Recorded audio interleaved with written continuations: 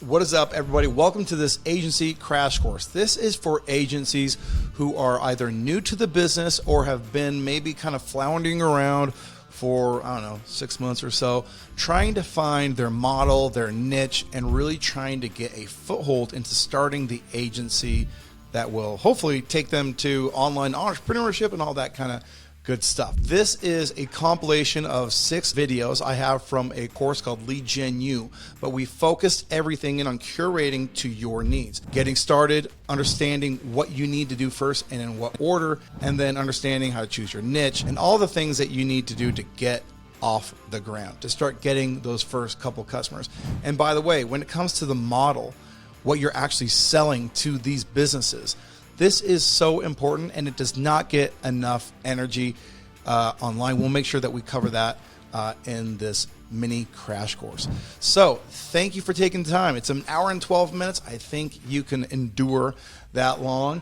If you like agency facing content like this, subscribe, get notifications. I'd hate for you to miss future stuff that we have coming out that might help you take your agency to the next level. Enjoy the training. All right, guys, welcome to the program. My name is Sam Carlson. I'm excited for you to learn about this exciting opportunity of SaaS. Without spending a ton of time on me or an intro, let's jump right into it. We're going to start with this very specific question. Why are you here right now? What is an agency? Listen, whether we're talking about SMMA or SaaS, an agency, SMMA stands for Social Media Marketing Agency. SaaS stands for Software as a Solution.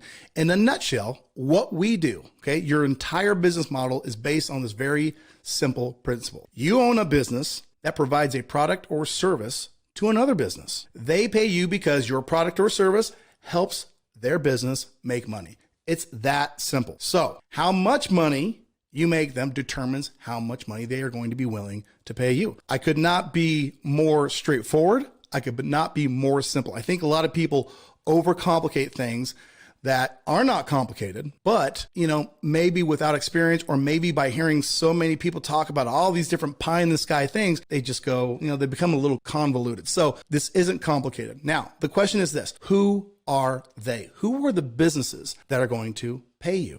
Again, this is very simple. In this model, in this program, we talk about local businesses, coffee houses, bakeries, bookshops, flower shops, whatever. There's thousands of them, and that means a ton of opportunity. So why is this in this program? Why is this the one that we're focusing on? And why not things like e-commerce? Why not things like drop shipping, selling courses online? Why is this the one that in this program we think is the biggest opportunity by far and will be for the foreseeable future? Well, these are all the rational reasons. There's not just a few of these people who need your services. There are 2.2, and this is, as of a couple of years ago, million small businesses in operation. 70% are family owned, which means they're not sophisticated startups. They're not tech people. These are people who went out in a market and saw a need and filled that need. And, they need some help. There's a ton of revenue. There's a ton of people employed by them. In fact, 44% of the market is employed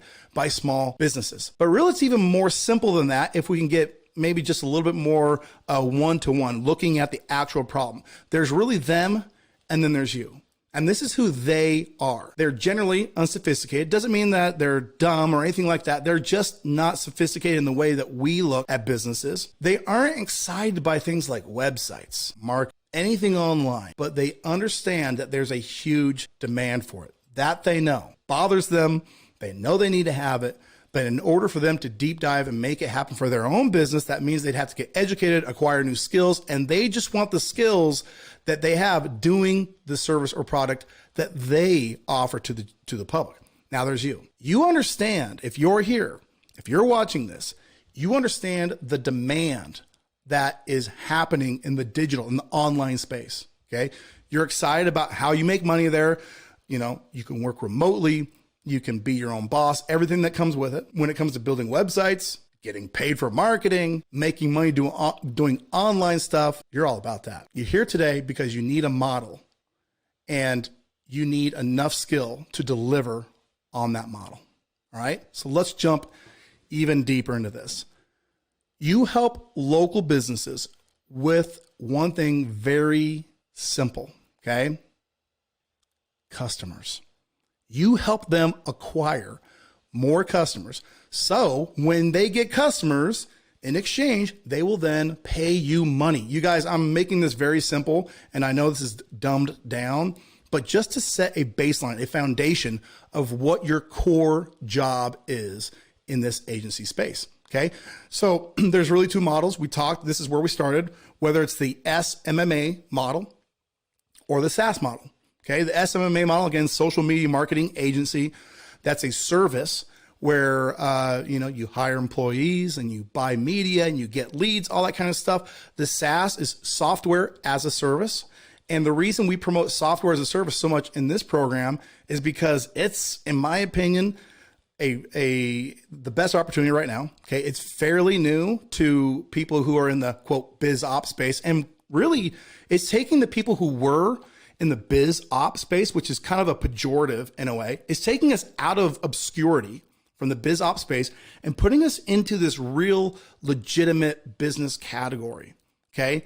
You can run this business with less overhead. You can grow it way faster because you have a lot of automation that works in your favor.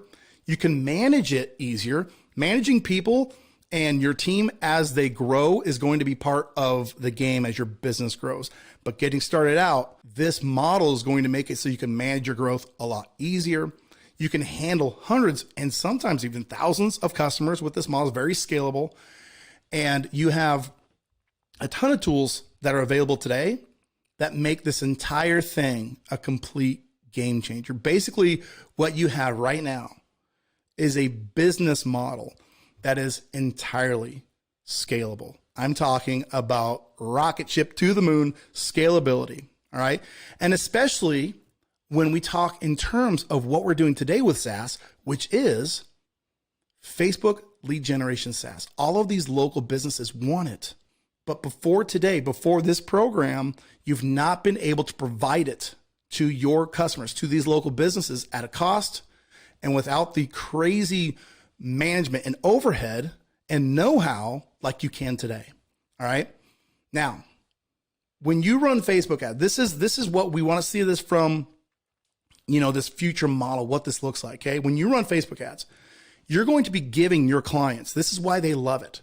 You're going to be giving your clients immediately access to a larger audience. If they're a plumber, if they're in real estate, if they're a doctor, if they're a med spa, if they're a mortgage, whatever the local business is, their business, again, thrives off of getting more customers. They're stuck in an office building, a brick and mortar, and they want people walking in their door. But how do they get access to those people? This is through Facebook ads. Okay. So you're going to create new customer leads. Those leads will then turn into sales. Your client makes money. You get paid. That is the game. That is the game that we're in. It's a win-win. They win, you win, all facilitated through your software as a service business. So I hope you're excited. This is something, again, when I started in the SMMA world 8 years ago, back in 2015, we had to hire media buyers, hire a lot of people, hire account managers, spend our time spinning our wheels, hiring this huge team, only to see all the money we were making in our business go to all those people we were hiring and none of it, remaining for the owners who were me and my partner. So at the end of the day, when we get into this model, I think you're going to see, the light at the end of the tunnel. If you've been in the SMMA world, you're going to be blown away by what we're doing here now. If you've been looking for an online opportunity, something to do, something that provides value so you make money by actually doing something, not by some speculation. You make money by providing value. You're going to be blown away by this opportunity. Okay. So quick recap. We help local businesses. They pay us because we get them customers. There's the value right there. We do that using Facebook ads, lead generation. We're going to jump into more of the specifics of how we're offering that as a software and not a service. And the software we sell does this, and it's a absolute game changer. All right, guys, let's jump into this video. It's all about your new SaaS agency. New business just ahead. So in this video, we're going to cover an overview of what the SaaS agency, your SaaS agency, is going to look like. We're going to cover the local businesses that you serve, the tools that you'll use, and ultimately your software stack. This is a short video, but it's going to give a good overview of what we're working towards. In order to have success with SaaS, you're going to need two things. These are really important. Number one, you're going to need a product. Then number two, you're going to need a customer. All right. Now we're going to start with your customers because your customers are interesting. Okay. As we know, these are local business owners. Now, most of these business owners have a love-hate relationship with their existing business. They love doing the work. That's why they got into it. That's why they do it every day. They love the people they help. They love the freedom of being their own boss. And when they can, they love making money, assuming they're doing that. The thing that they don't like is they don't like, generally speaking, of course, managing the day-to-day of the business. They don't like marketing the business. They don't like keeping up with the latest and greatest, especially in the online space. That drives them nuts. And when all of these things, if they're, eating other people's dust, then they don't like not having enough money, which is good news for your product / business, because that's where you're going to jump in and solve all of the things that they hate. All right. Now, this is good news because when we start talking about business and how that works, most businesses fail because the entrepreneur is trying to create a business instead of find the business. All right. Since you're watching this video, that's really good news because in this case, we've already found that idea. We're not creating anything. We found the need. We found the motivated buyers, and all you have to do is tap into what we're doing here for you. Now, this is a huge reason for failure. In fact, the stat goes something like 90% of businesses go out of business within the first 2 years or so. Half of that failure has to do with no product market fit, which means that the owner had a creative idea. It didn't work out because nobody wanted it. That risk is out of the way because we've already found that offer for you. Okay. In fact, we're going to make this really easy. We're going to roll out the red carpet for you because not only are we going to give you this winning business idea, not only are we here to show you everything, how it works, but we're also going to give you the products that will support this business. And I'd like to welcome you to the world of white label SaaS products. What is a white label SaaS product? All right. A white label product is a product or software produced by another company that other companies such as yours can rebrand to make appear as if you had made it, paid for the development, all that kind of stuff. Businesses who resell white label products have all the benefits of owning those expensive products without bearing the cost of creating them, meaning you're not having to invest all of the money in developers, in managing team, and any of this stuff. So basically what your job is here, what you're ultimately going to build your agency around, is being able to resell a product that has already been built and proven to sell. By the way, there are now thousands of agencies selling this product. Okay. You just need to learn it and slap your branding on it to make it your own. All right. Now we've got a little bit of a drum roll here. I know you guys are waiting with anticipation. What are these white label products that you will be reselling?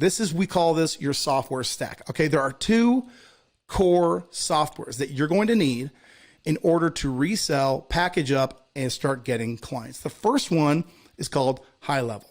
High Level is a white label CRM that allows unlimited clients for a single fee. Let me unpack this just a second. If you've heard of HubSpot, Salesforce, or any of these big CRMs, you usually pay per seat. So if I'm an agency and I have a CRM, which I need because my clients need to be able to manage and nurture all of the leads that we're giving to them. They need to manage the marketing of their business. So I need to give them that tool. But if I have to pay a fee every single time I add a customer, my expense for growing is going up and up as I grow. I don't ever get the benefit of once I get to 10, 20, 30, 40, 50 customers of seeing that big net profit gain because my costs continually increase. In terms of this model, High Level allows you to white label their software and add unlimited sub accounts to your software platform, which means you're going to be able to give CRM access to all of your customers, whether you have 10 or whether you have 10,000, okay, which is awesome, all for one static low fee. it's a game changer. Okay, so that's number one. That is the core. That is the place where your customers are going to go, get into, see your branding, see your platform, see your tool. They're going to go into high level or whatever you end up calling it. The second tool you're going to be using is UpHex. Now, UpHex is the core of this model when it comes to being able to launch Facebook ads without hiring media buyers, without jumping into Ads Manager. Okay, it's another white label ad launching software that easily creates Facebook ads from high level, meaning your customers will be in high level. They will see a tab, and we're going to show you this, of course. They will see a tab. They'll click on that, and they'll click the ad that they want to launch, click launch, and it will go. You guys, this is a winning combo. As we go through this program, you're going to deep dive these different words. We're going to walk you through them, of course, but this combo right here is going to unlock not only your earning potential, but your client getting potential, your business potential. It's going to give you something more legitimate than you've seen anywhere else on the internet in terms of starting a business online. This thing is a game changer. All right, let's do a quick recap. You're solving problems for businesses. That's what we do. Your product is already built and proven. That's a winner. You resell white label software as your own. Your software solution is high level and UpHex combined. You guys, I'm excited for you to see how this thing works, and I'll see you on the next video. All right, guys, in this video, we're going to talk about how to narrow down your audience and actually pick an agency niche. This is responsible for most of the failure in a business. So this is a very important step. Let's jump right into it. Listen, if you're going to be successful in this game, your agency is going to first, before anything else, need customers. Okay. And here's the craziest part. People struggle for a really, really long time because of one false belief. I see it over and over again. I see people ask questions about it. I see people learn what it is and then decide that, oh, that doesn't apply to me. And here is the false belief. Isn't anyone my customer? Wait, can't I just sell this to anybody? No, that will keep you broke and poor and unsuccessful longer than almost anything else. Because here's the truth. Most agencies struggle for a long time. They struggle because they just don't get it. Okay. They don't understand. And a lot of times they say things to me like, hey, we've been running these ads. We're not getting very good response. We've been trying cold email, whatever it is, and nobody responds to them, or the percentage of people responding, whatever that case may be, that's just not working. We send cold emails and everybody else says they're sending cold emails. But for us, this isn't working. And all they do is get a whole bunch of negative feedback from the people that they're reaching out to, which is demotivating, which stops them from taking action. And then you spiral into ultimate failure. Okay. And it's mostly because that people don't understand one very specific marketing and business principle, which is this. In marketing, when you talk to everyone, when your ads, when your market is everyone, you really talk to no one. Okay. And it's all because of this. It's a very simple concept. It's all because your customers can't hear you. Now, I'm not talking about literally hear you. Obviously, if you're putting videos out, you're putting content out, they know you're there, or people know you're there. However, it is not working. And why? Well, if you look at the very bottom there, you need something very special, something very specific. Now, this is called the dog whistle secret. Okay. And just to put idea, concept in your mind, there are whistles that if blown will resonate a frequency that is not audible by people, by other animals, but is by dogs. Okay. And the whole idea of dog whistle is that when you execute the sound, when you blow into that whistle, it doesn't talk to anyone else and is very specific to a dog. It sounds kind of silly. Let's apply this to the picking a niche idea. Okay. When you approach the market and say, hey, my product is so awesome, it's great. Well, the problem is when you make an ad for a great product that doesn't speak to anyone, the ads don't work. Okay. When you curate that same ad in a very specific, in a dog whistle fashion, miraculously, your ads, even if they're the same ideas, the same product, they're going to miraculously start working. Okay. Switch back over to the everyone approach. If you're trying to sell to everyone It's very hard. It's very hard because you're not addressing any specific problems, any specific needs, so they can't see any specific value. Then all of a sudden you switch over to the dog whistle side. Hey, I'm addressing a very specific need that you have. Boom, value is seen. So selling is easy. Okay. Go back over. If we're trying to help everyone, how can we actually help them produce any kind of result? Which, if we create a product, a service, something around a very specific avatar, a very specific person who has a very specific need, all of a sudden the results that you're able to create almost become organic. And that's what you want, organic and natural, right? So here's the point. Once you decide to pick a niche, to stop speaking to everyone, the direction forward is incredibly simple.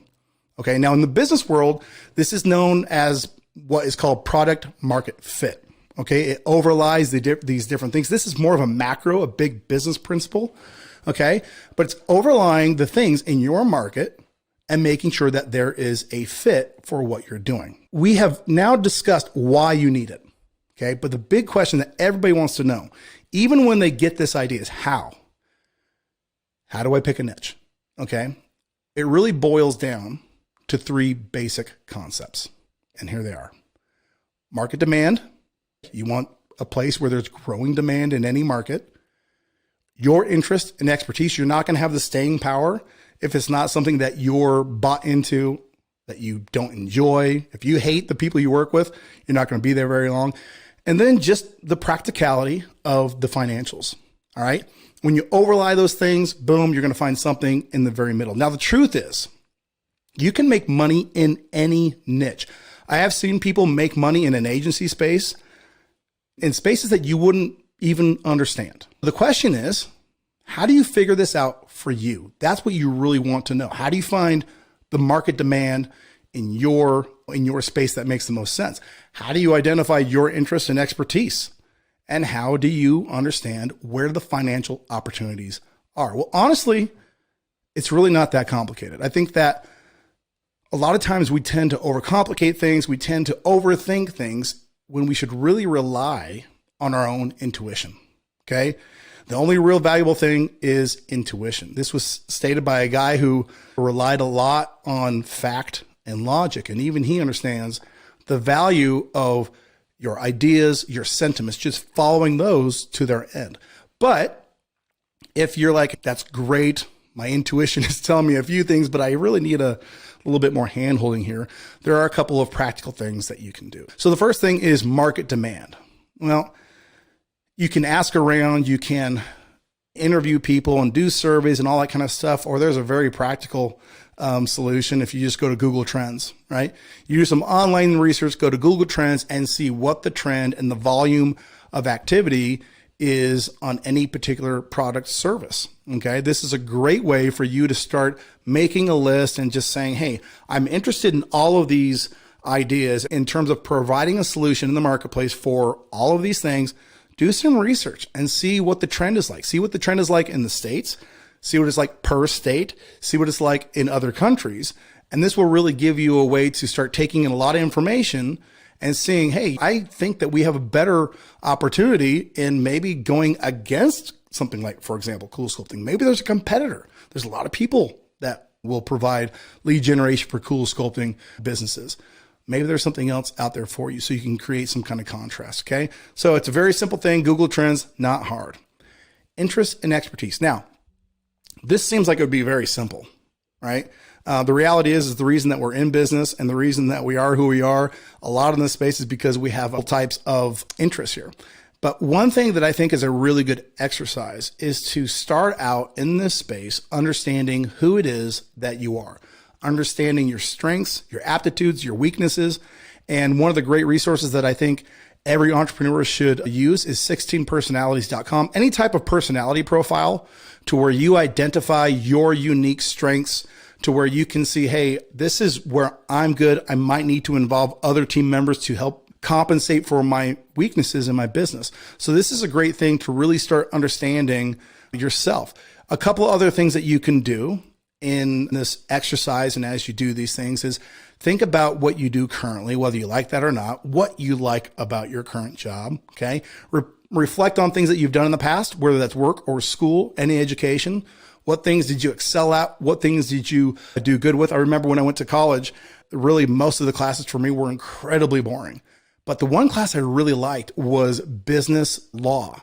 And it was really interesting for me to see how these different tort laws affected business. I'm like, oh, okay, well, that's cool. That's, hence I went into business. That was the one thing that really I remember actually from college.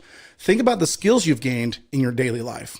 I used to sell door to door, and I did that with my very best friend, and we both did it for a summer, went out, and it was funny because I would sell about 4 to every one that he would sell.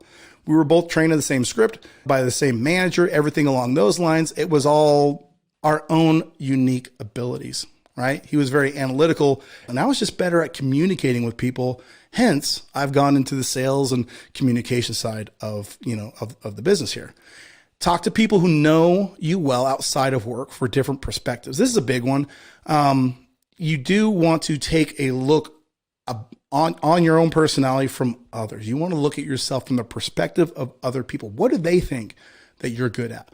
Where do they think your opportunities are? Your close family is tough because they have an idea of who you are from when you were a baby growing up. So you might look outside of those circles into colleagues, into mentors, into other people in the space who know you and get some perspective from there.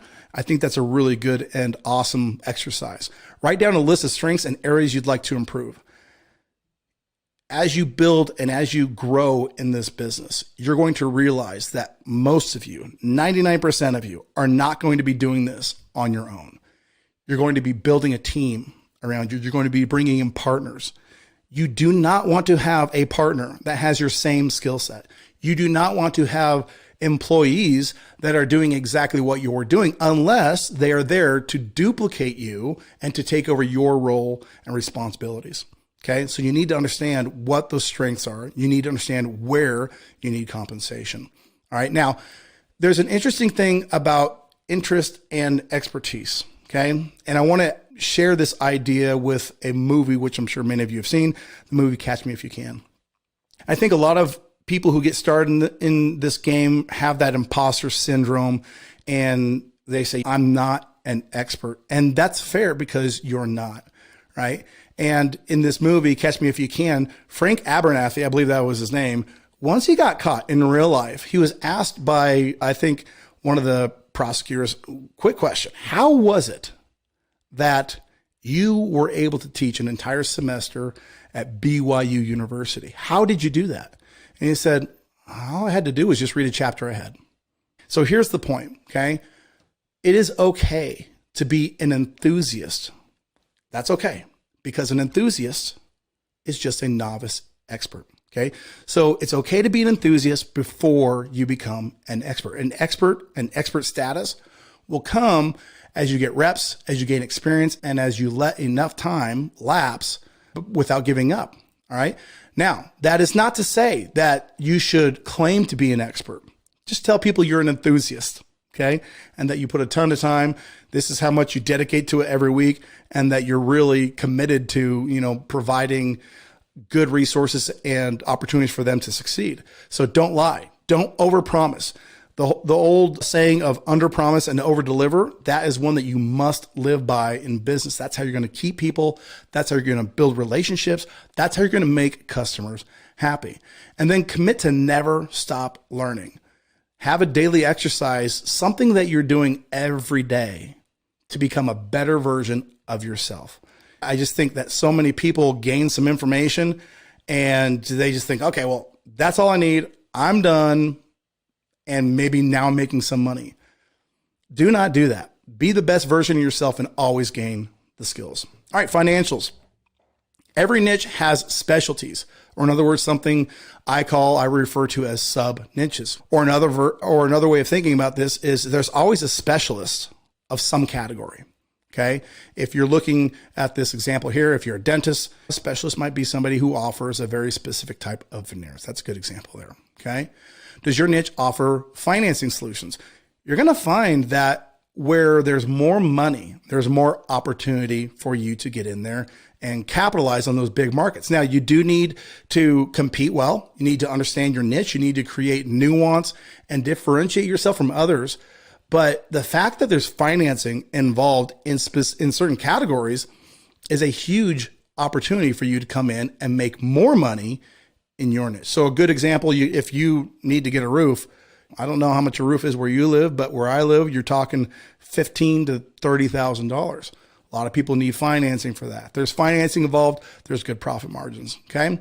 What is the long-term value of a customer? So some businesses make their money by doing big transactions like installing a roof. And then some businesses make money or make a lot of money, but do it over time, right? The average insurance customer, if they're doing property and casualty, so auto and homeowners, they get a provider and many times they don't change for maybe ever. Right? So if you can have a customer, maybe they're only paying $100 a month, but if they pay that indefinitely, those customers start to stack up on top of each other really quickly. Insurance is a great example of this. Now, when you nail all three of these, okay, when you nail all three of these different things, here are the results that you're going to be looking at, okay? This is you and your client. Your clients, when you understand their market, when you understand their financials, and when you align that with your interest in them, they're going to see immediately that you offer value. They're going to want what you sell. They're going to understand it. More importantly, they're going to understand your point of view, right? Because you can display your value very clearly, okay? You are addressing actual needs within that marketplace. And then you are creating offers that are specific. Therefore, they make sense. Okay. That's the whole point. That's the summary of why you need to niche down. All right. Here's a couple other things that you could consider in terms of the deep dive process, how to do that. Google, join Facebook groups. That's a great way to find those opportunities. Reddit, see what conversations are happening. YouTube channels, see what kind of, opinion leaders are in that space already, what kind of things they complain about, what kind of things they say are opportunities. And then surveys are a great way as well. All right. Earlier we talked about this and I wanted to just bring it back to the product market fit idea, because on the one side, we talked about how to come up with a niche, how to find your product market fit. Well, how do those two things coincide? How do those two ideas coincide? Really? Well, the idea of product market fit is basically the macro concept that we're going after. And then this micro concept that we've gone through is an exercise on how to get to your result. Okay. Now, this is what's going to make the difference for you. Being able to identify that audience, being able to create that offer, being able to get the result. That's the big one. If you can do those things and hit the bullseye right dead center in the middle, this is the moral of the story. You're going to make a lot of money. The riches are in the niches. All right, guys. So a quick little recap, picking a niche is absolutely critical to your success. I don't care what anyone says. People need specificity to see the value that you're going to offer them. A product market fit is a huge part of your business. Don't skip over it. Don't think that it's a trivial small thing. And then people pay for outcomes and results. All right. So thanks for watching and we'll see you on the next video. All right, guys. Now it's time to jump into the nitty gritty here in terms of creating Facebook ads. All right. So how do I make an ad that gets leads? This is going to be an operative part of the business if you're going to have any type of success. Well, let's go ahead and start with what not to do.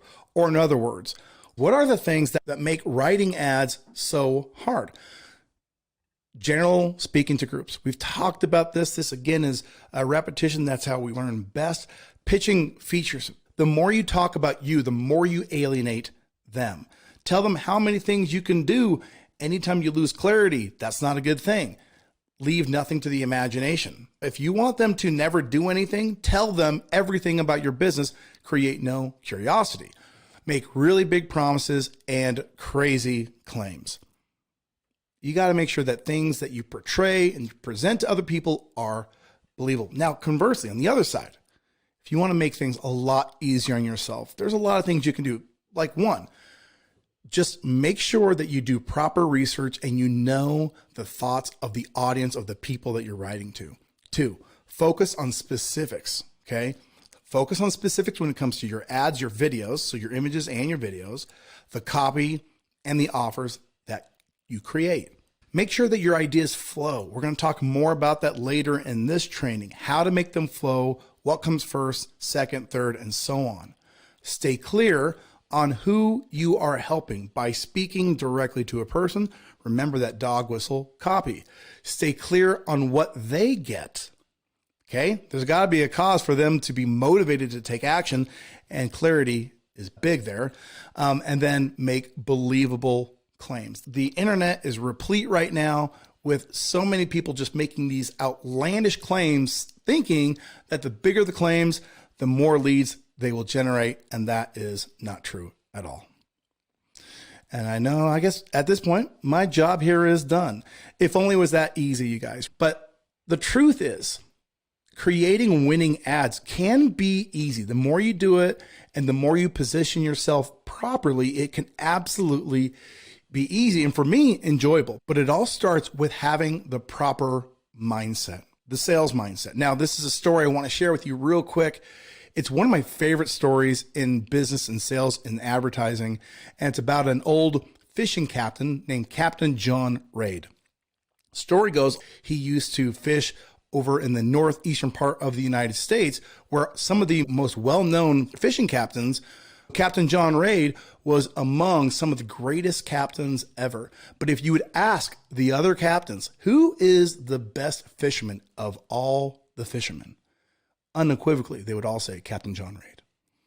And the reason is Captain John Raid would go out, catch his limit in daily fish with a hook and reel, where everyone else would go out and fish with nets, drag lines, all these sophisticated things, and sometimes catch their fill and sometimes not. Captain Raid would consistently do it, and he did it with hook and reel. And when he retired, he was asked by a writer, how is it that you had so much success in your career? And he thought for a minute, and he said, when fishermen go out to fish, they think like fishermen. When I go out to fish, I think like a fish. Having the viewpoint of your prospects will put you in the mindset to win and to create offers and write ads that work consistently and that you can just create on the fly. So here's the point. When you create ads, you need to make your prospects feel understood. The images need to be specific to their everyday observations, their experiences. Okay. You need to use language that speaks to their problems. Don't talk about all of your features. Don't talk about that kind of stuff until you've addressed their problems. Make offers they already know they'd take, meaning they're already interested in things. You just need to find out what those things are. And overall, be obsessed and be obsessive over helping them gain an outcome. All right. That is the winning mindset. That is what you need to be successful in this game. All right. We've got the mindset. Now it's time to get back into work. Now we're going to jump through the principles and how to create ads. So we're going to go through the 4 P's of persuasion. We're going to run through the anatomy of an ad. There is an actual flow that people follow when they look at an ad. And then we're going to go to a starting easy ad template. Trust me, when you know the 4 P's of persuasion and the anatomy of an ad, over time, you'll be creating your own formulas and frameworks to write ads. This is just an easy one to start with. Okay, the 4 P's of persuasion. P number 1, unique problem. P number 2, unique promise. P number 3, unique proof. P number 4, unique proposition. And obviously, I'm being very emphatic on the word unique. Okay, before we move on to unique. Problem, promise, proof, proposition. Focus on their problem. A problem that is niche, a problem that is specific. Unique promise. This is an outcome. This is what you can do for them. All right. Unique proof. As soon as you make a claim, as soon as you promise them something, you got to back it up with some type of proof, whether that's testimonials, whether that's a demonstration of the offer, something that validates your claim. Okay. And then a unique proposition. The proposition, that's the offer. That's what's going to make them take the next step. All right. Let's move on to this word unique. Now, again, we learn by repetition So don't be surprised that we're coming back to this dog whistle copy. Okay. Now I did pull up open a dictionary, and I wanted to get the definition of unique. And one of the definitions, which I really like, was belonging or connected to one particular person, group, or place. Or in other words, a niche. Okay. Stay focused on the niche. Stay focused on your message, having that dog whistle approach. Let's go ahead and jump into the anatomy of an ad. The same way you don't jump around in conversations, the goal of an ad should be to establish a clear message from the first thing they see to the very last, to the action you ask them to take. We can use a proven and predictable flow to position our offer, our message in a very particular way. So let's go ahead and jump into it. All right, so the anatomy of an ad. This is really cool. This is the way that your user will see that ad. The first thing they're going to see is the visual, the creative. So this could be the image, the videos, whatever you're putting in front of them to draw in their attention. So that is number one. That's the thing they're going to do first. Then their eyes are going to drift down. Okay. They're going to drift down, and they're going to see the headline. They're going to see what's in this for me. What is so special about this? Then if you do that step correctly, their eyes will drift up, and then they will start to read the ad. And if they start to read the ad, they'll expand the ad and read the rest of the ad copy. Okay, this is the flow that you need to understand. You need to think in this sequence. What are the images? What are the headlines? What are the hooks? What are the stories? Okay, so this is the easy ad template. If we understand the flow, now it's just understanding what types of things go where. So the easy ad template is hook, story, offer. So hook is we want to show them something unique and add curiosity. So for example, how to lose 20 pounds without exercising 2 times a day. Something along those lines. That would be a curiosity hook. Story. Demonstrate you understand your prospect by telling them a familiar negative story and then a believable story to replace it.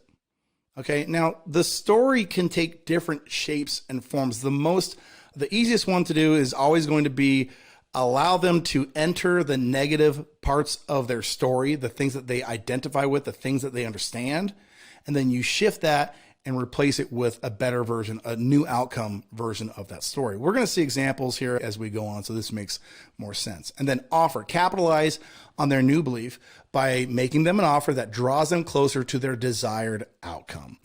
All right, let's go into each one of these. Hook. Now with Facebook, when we're talking about the hook, this happens in 2 primary places. All right, it's going to happen with the image, so the creative, so the image and the video. This is actually a video when this ad runs, which by the way, this ad gets leads sub $10 consistently. Okay, so that's the hook in terms of the creative, and then the headline. Okay, so headlines take a lot of different shapes and forms. This one is pretty generic. Okay. Or in other words, it's introducing a new type of therapy, which is cryo T-shock. So that is the hook. The objective here, is to get the attention of a very niche avatar. Now, to be frank, to be honest, what's going to do that 90% of the time is the creative, is the actual image or the video. All right, so that's the hook. Story. All right, so we've got their attention with an awesome video, with an awesome image. How do we keep it? Well, the first thing is to do something that in copywriting is called a lead. Because we're using the term hook, I have called this a subhook. Why not? Okay. Which is ladies in Davenport and surrounding areas looking for a non-surgical body sculpting procedure that's better than cool sculpting. Okay. Better than cool sculpting. That is the comparison. That's the curiosity introduced there. So this is a subhook in the sense that if they see the image, we want to give them a reason to invest time into the story. That's why we use that subhook. All right. And then we go into the actual story itself. The whole idea of this story is if we make a claim like it's better than this or cheaper than that or whatever, if we're comparing it to something else, we then have to back it up. And so we go through and we talk about cryo T-shock is the perfect alternative to liposuction. It's FDA approved. We talk about how it works by freezing unwanted fat cells, so on and so forth. It's safe, effective, and affordable. All right. This is really important. That story is going to get people down to the offer, which the offer at the end of the day is very easy. The offer is all about what they get, period. All right. So it's to get them to take action. Pretty simple. Hook, story, offer. Now, I want to take a minute and go back to the sub-hook idea. These are something in ad copywriting that also is called a lead. All right, I want to give you a couple of frameworks because they're going to help push your writing and push the momentum of your ads so that your offers convert better. So here's a couple. If there was a way to get blank and do it without blank, would you want to know about it? So for example, in the cryo T-shock, if there was a way for you to get a flatter tummy and do it without excessive dieting, would you want to know about it? So we've got the benefit, flatter tummy, the thing that they don't want, which is their assumption, without all this exercise, would you want to know about it? Okay. Give me 20 minutes and I can deliver a blank miracle. I can deliver a weight loss miracle in your life. Want to see how blank earn an additional blank per week? These are all ways to preposition your ideas, your stories, so people will read. The whole idea is that if you use these right, they can increase your results. All right. So that's the hook, story, offer. That is how you create ads. Again, later on, we're going to jump even more into this. But right now, I actually have a pretty special surprise for you guys. To this point, we've been talking about how to create your own. But what if we had done a lot of the work for you? I want to introduce you real quick to the UpHex Ads Library. UpHex, as you know, is a software that automates many parts of the lead generation and Facebook ads process, including ad creation. All right. Now we're going to jump real quick into the UpHex Ads Library so you can see how that works and you can see how to gain access to those templates yourself. All right. So we're in the templates library here and we've got all of these cataloged into categories. So you can go in here and you can see all these different things. If you click on one, health and fitness, for example, you'll see that we have subcategories. Look at all these subcategories.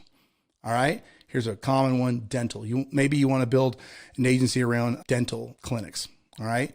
You come in here and there are ads that have been created based on best practices and offers scraped across the internet that you can go in and modify, adapt, and use. And all you do is you can import all of the templates or you can go into one, import it into your account. At the end of the day, this is a way to accelerate the amount of ads that you have access to in your business. All right. It's super exciting, super powerful, and we'll have more to show you later on in the program here. All right. So quick summary. We want to make sure that when we write ads, we are focused on a unique person, that we think like a fish, not like a fisherman. That's where we get tripped up. Okay. We want to be unique. We want to show how we want to understand how the ad flows so we can create ads that follow that flow. Hook, story, offer. That is the way for us to win.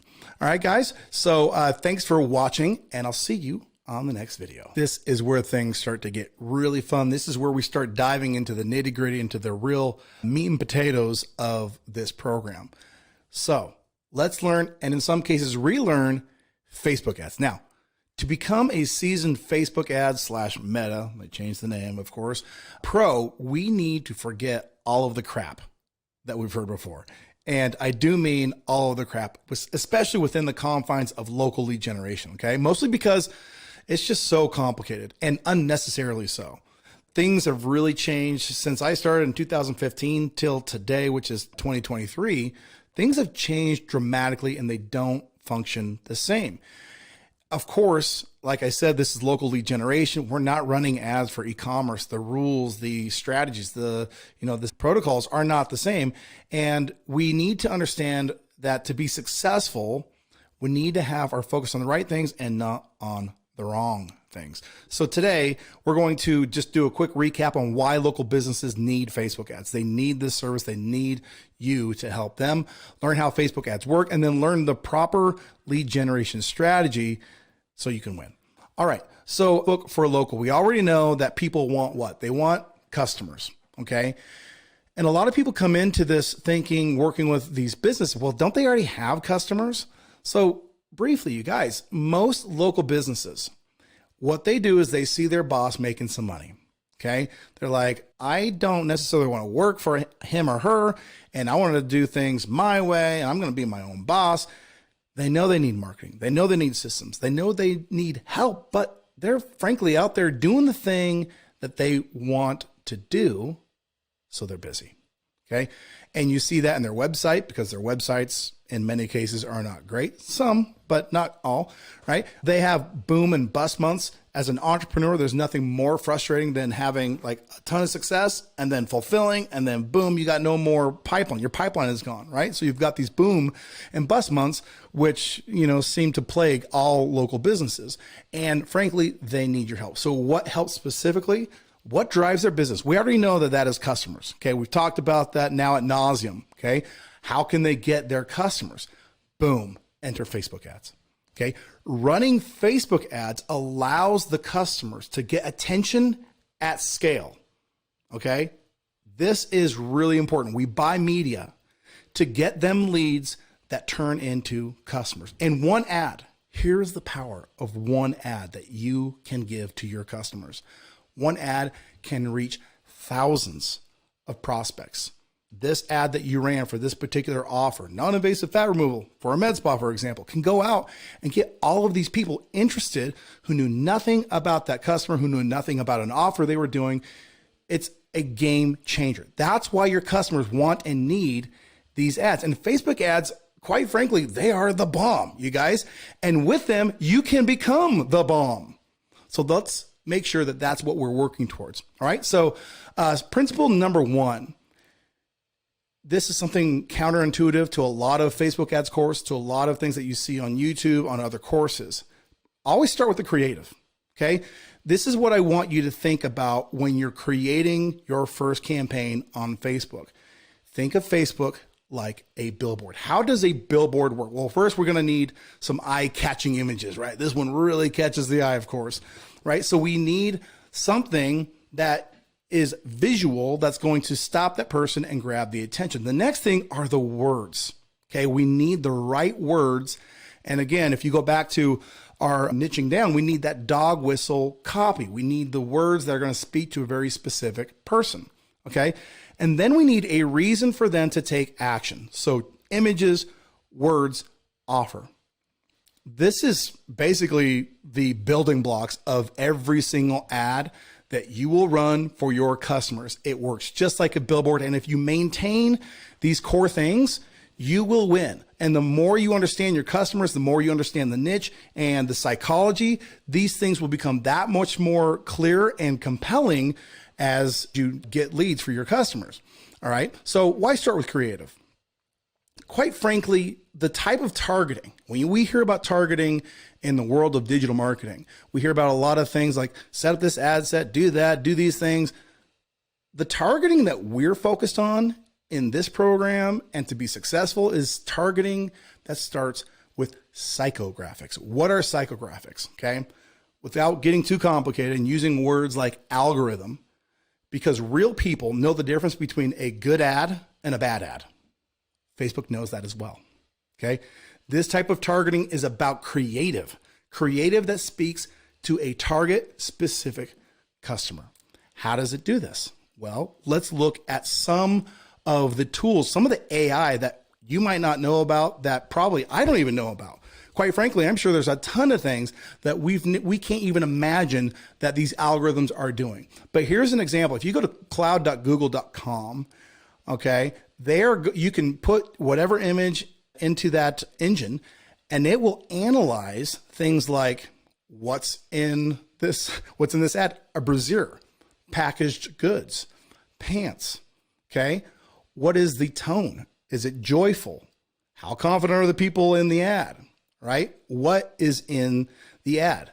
Face, head, arm. These are identifying things. The algorithm is actually identifying what is in this ad, including the words that are in the ad. And it does this on a frame by frame basis for video as well. That means Facebook already analyzes your videos. They know what they're about, and they know who would want to see them. They know that you have put something out there to get the specific attention of those people, and they don't need much more than that. Okay.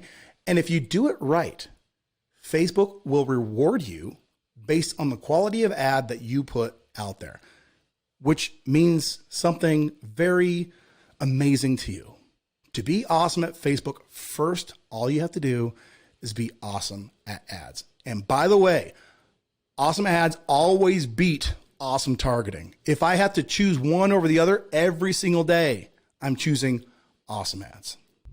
That should be empowering to you, because as you learn the creative side of this business, you will learn that psychology is pretty simple. You are a human. You understand what motivates you, what gets your attention, and diving into the psyche of the people that you're trying to, whose businesses you're trying to promote. All you have to do is understand their prospects. It's not complicated. So that's the first thing, is understand that good creative is the most important thing. And that targeting, when we talk about targeting, the most important type of targeting to start with is psychographics. But what's next? Okay. It is important that we have technical targeting in our back pocket, that we know what to do. All right. But we also need to keep things simple. Okay. So before we jump into the technical side of targeting, I want you to understand first the structure. So if you were to log into Ads Manager right now, you'd see 3 steps. Okay. Now we're going to actually do this without getting into Ads Manager, because quite frankly, I think that all the bells and whistles, all the buttons, all the columns, all the categories, all the little, whatever it is, can just be overly confusing.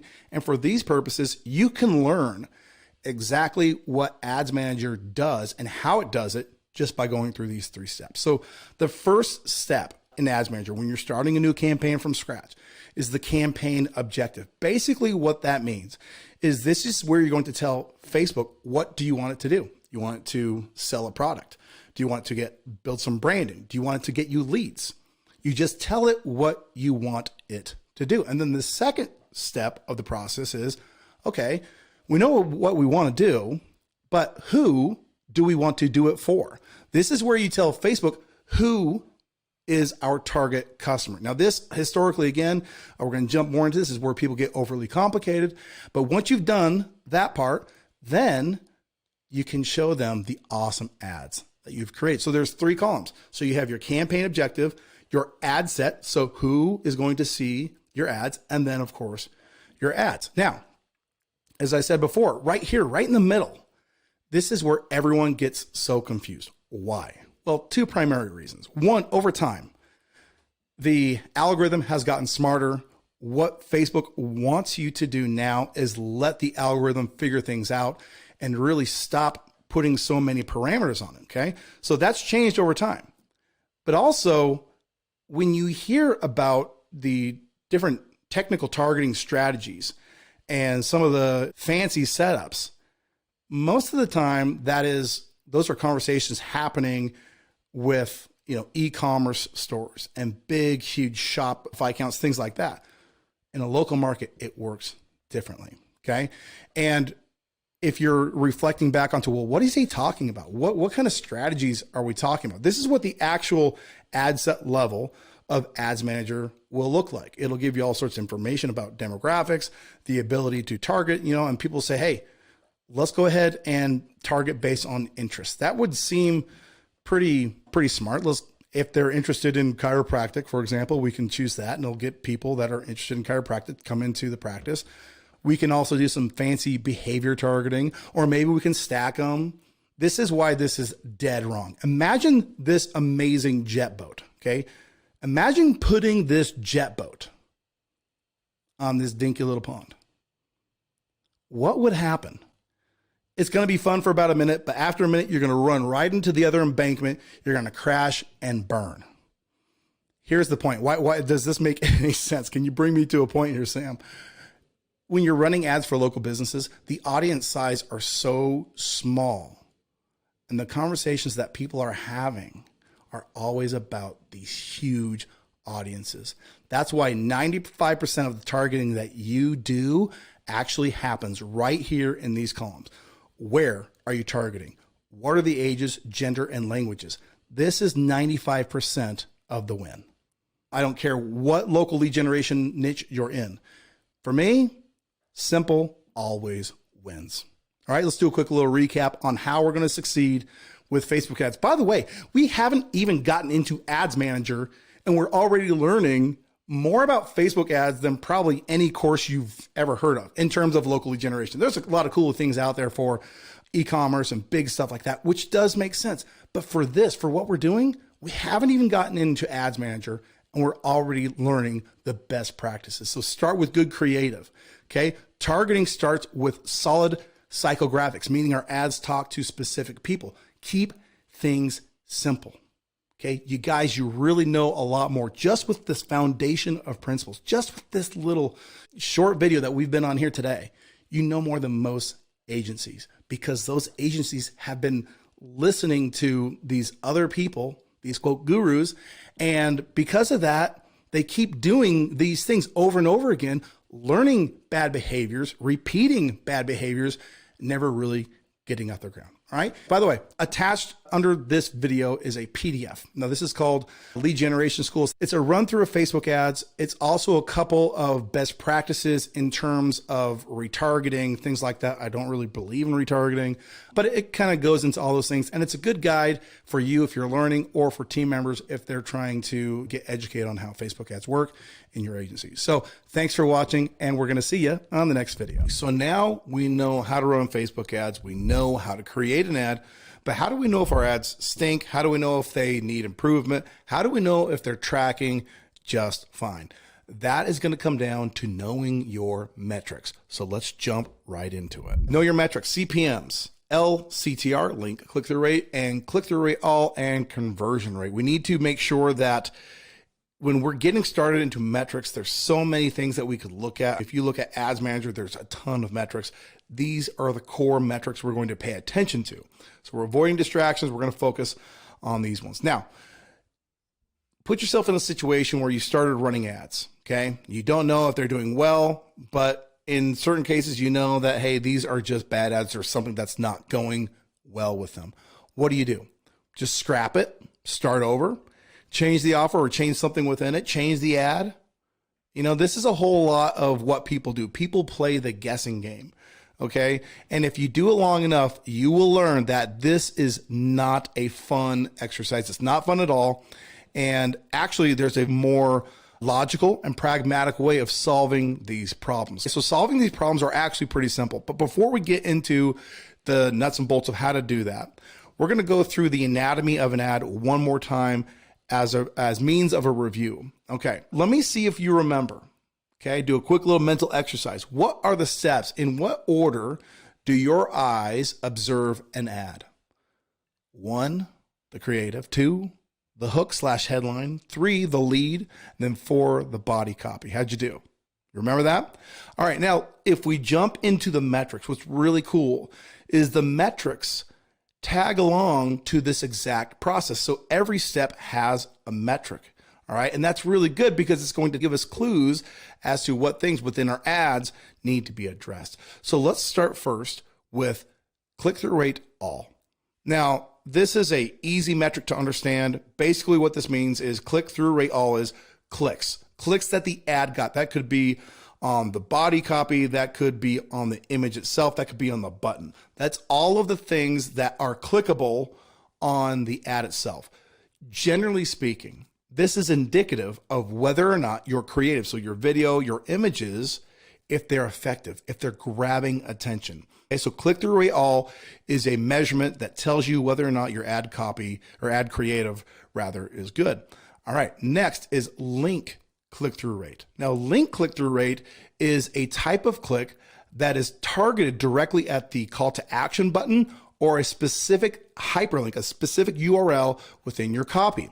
The reason that's an important type of click is it's a more deliberate click. It tracks on whether or not that person wants the thing you're talking about. So the link click-through rate is validation as to whether your ad copy and most of all your offer are good, if you have hit the mark with those two things.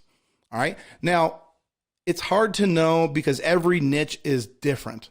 But we're going to give you some industry benchmarks to look at to start. And then as you get more experience, you can start upping your game and setting new benchmarks for yourself. But generally speaking, when we're looking at metrics, benchmarks to aim for with these two metrics, as we're getting started with a campaign, we're looking at these two, okay? A 1% link click-through rate, and then double the amount of clicks. So a 2% click-through rate all.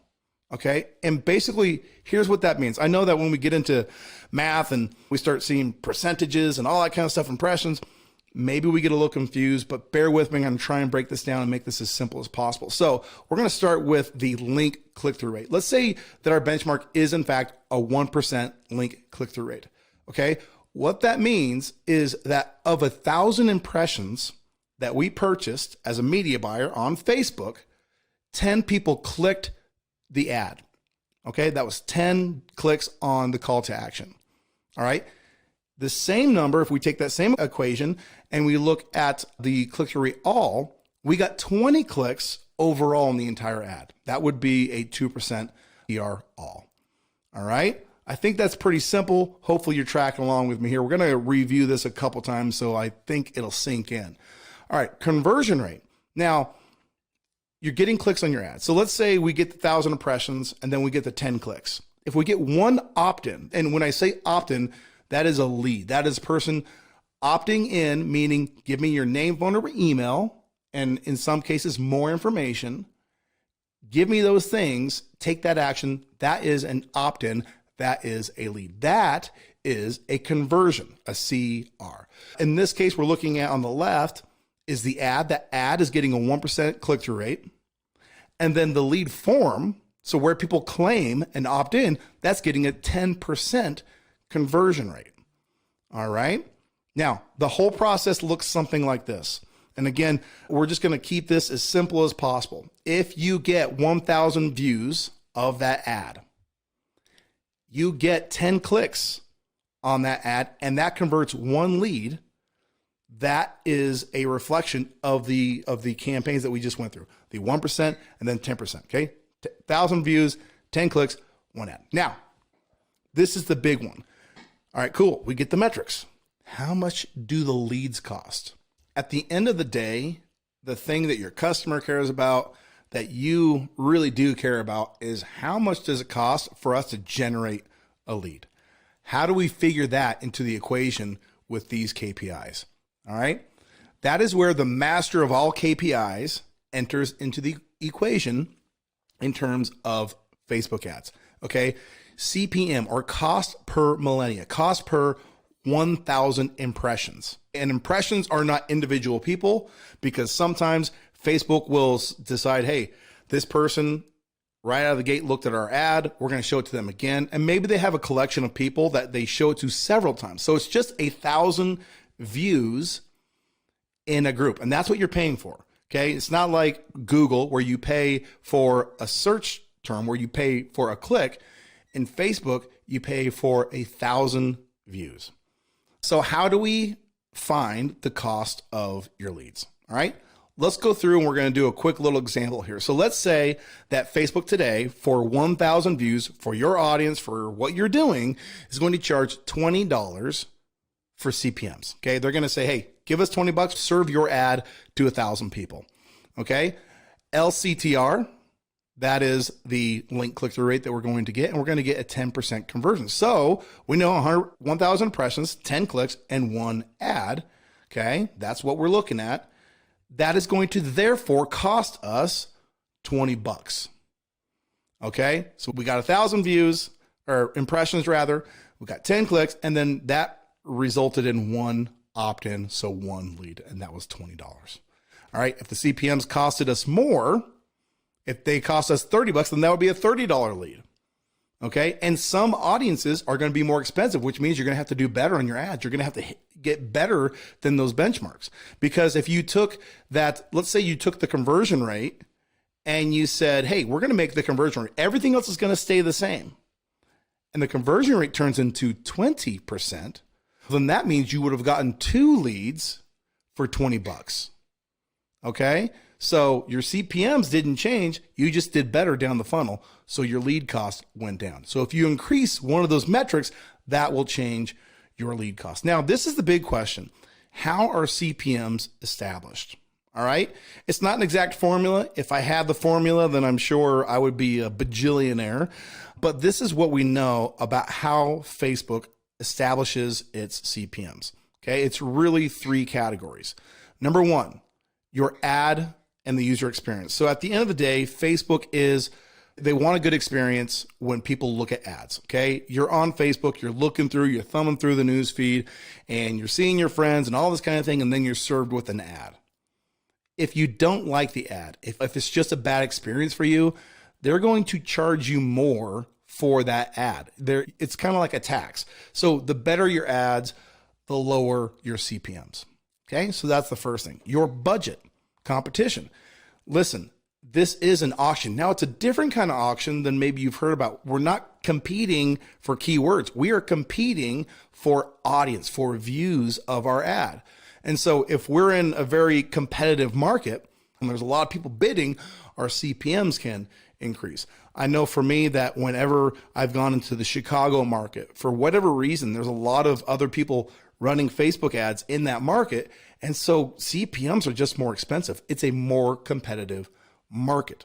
Then the third thing, your audience. Now, your audience, we talk about how to do targeting in this program. We talk about how to keep it broad, but some ads are going to be geared towards a very specific part of an audience. So it's important to understand that these things all contribute to the cost.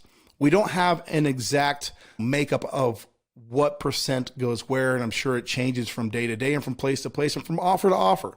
But this is what you need to know. Focus on creating good ads. Have a strong budget for whatever type of marketing you're doing, and then make sure that you're, again, following best practices in terms of targeting. All right, so let's put it all together. We're just going to do a quick little recap on all the metrics, make sure we understand everything. Click-through rate all, make sure we're getting the attention of the audience. That's what the purpose of that metric is. Link click-through rate, ensure that we are finding the motivation, okay? When I say the link click-through rate is there to prove up the offer in the ad copy, really what I'm saying is, are we tapping into existing motivation in that audience? Conversion rate, converting that attention that we've worked so hard to get into action, and then CPMs, gauging the trend and the effectiveness of our budget, our ad, and the audience that we're in. Okay, so I want to give you guys a quick little congratulatory clap, because now, whether you like it or not, you are a nerd. Okay, going through metrics like this, learning what they mean and being able to apply them make you an honorary nerd. That is a badge of honor. So thanks for watching this video, and we'll see you on the next.